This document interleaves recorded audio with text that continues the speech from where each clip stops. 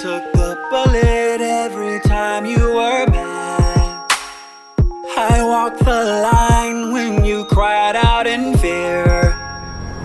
Jumped off the plane for all your mistakes, all in the name of love. I spent the time when you had none to give. No, I gave my last when you didn't have it. No, I pushed the button when you got too weak. And what did you do for me?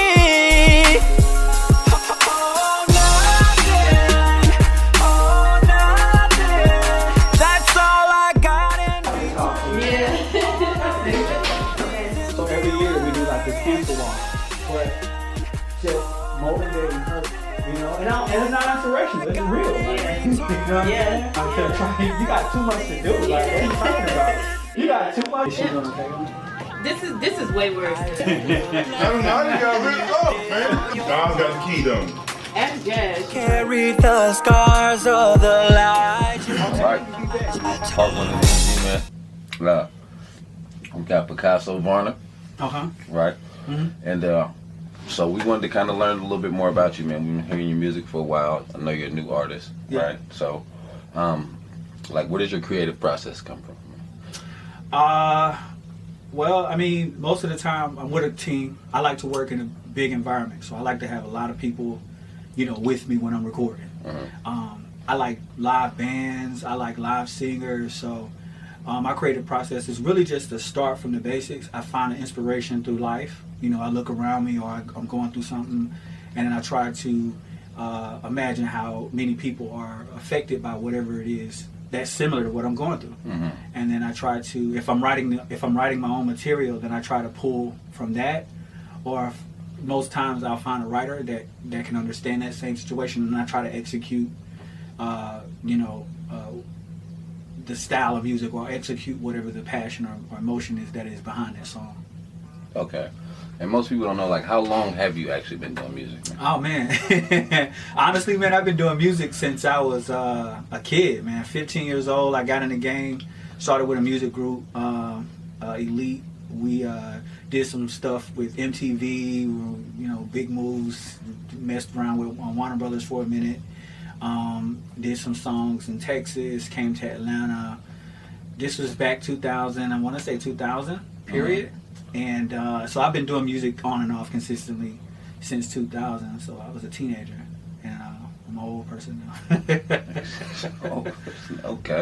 Okay. So like, when you create, do you prefer to create with more so with people, or by yourself, alone? Like, how do you want to, when you sit down and write, you know what I mean? Yeah. After you get your ideas, is it like, are you using other people to, like, what's the word for it?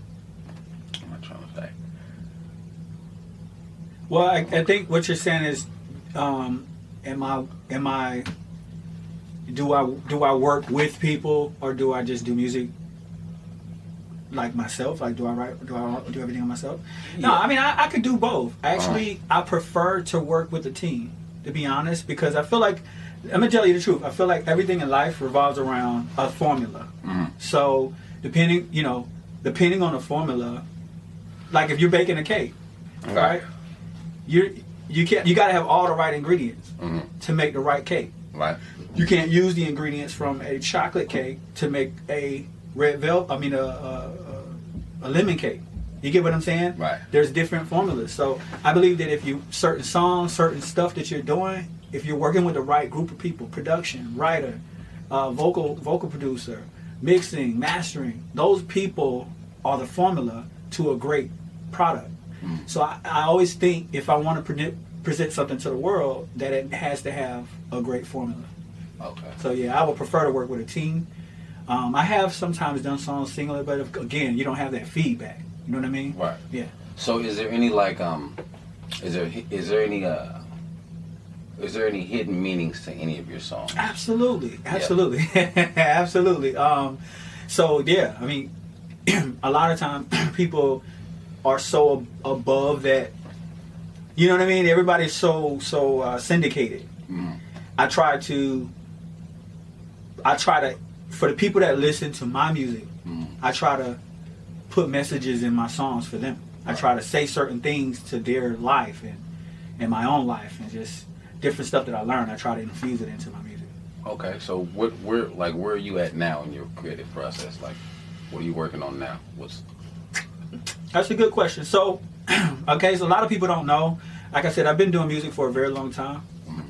And, you know, a while back, maybe about 4 or 5 years ago, I experienced a really detrimental, life-threatening situation. A lot of people don't know I was diagnosed with cancer.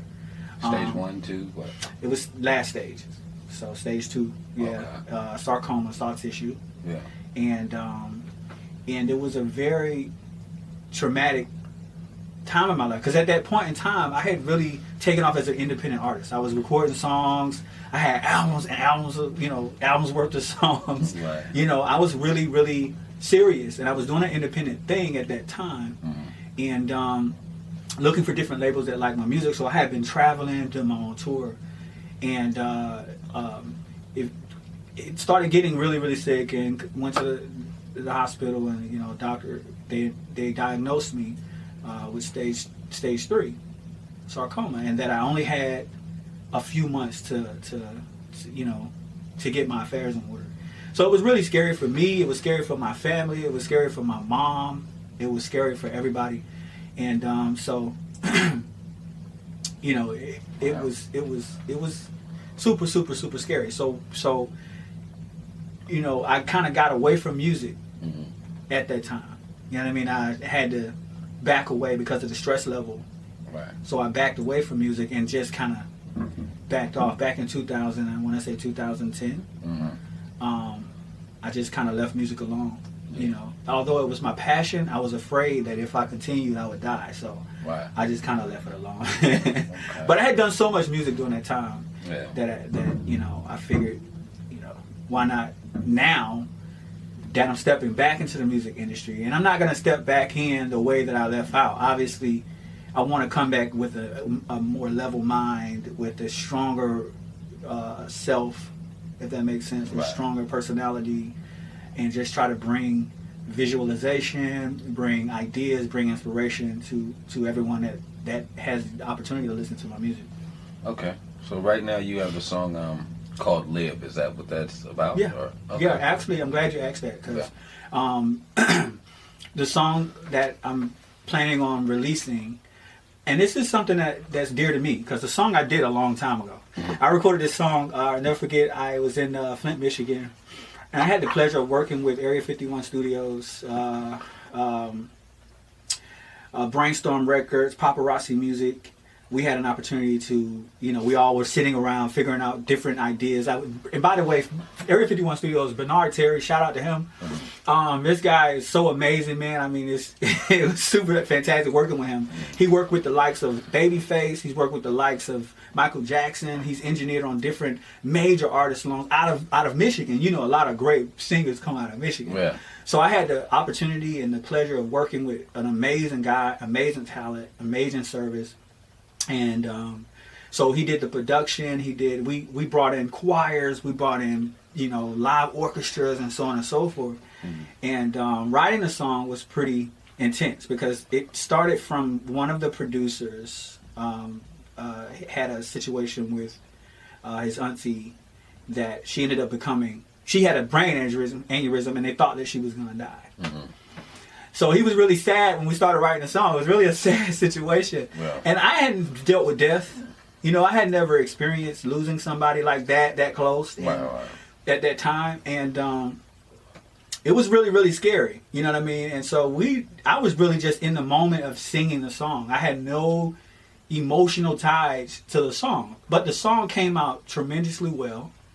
And the interesting reason why I'm putting the song out is, related from then to now, after experiencing not just my own suffering through cancer and surviving cancer, and realizing that life is really, really, you really only get one of these things. And when your life flashes before your eyes, dude, I don't know if you've ever had anyone in your life that experienced that, but when your life flashes before your eyes, and your death is around the corner, you begin to look at life. You know what I'm saying? Like, it could be over at any time, and you end up laying on your deathbed regretting, you know. Right. So I wanted this song, when I listened to it again, after experiencing all these different things, it just spoke to me differently.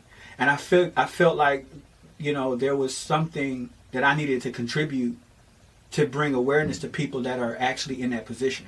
People that don't know that you only get one opportunity. You know, and that's what the song is literally about. Right. You know, it's basically about living your life and trying to living out loud and YOLO. You only live once, and live before you die. You know. Okay. Cut these. Okay. What's up, everybody? My name is Picasso Varner. You can find me at Instagram, IG at I am Picasso. You can find me on Facebook at Picasso Varner or The Picasso. You can find me on Twitter at One Picasso. So, thank you guys for watching. I appreciate your support. I look forward to you guys checking out some of my music. And you guys, peace out. Mm-hmm.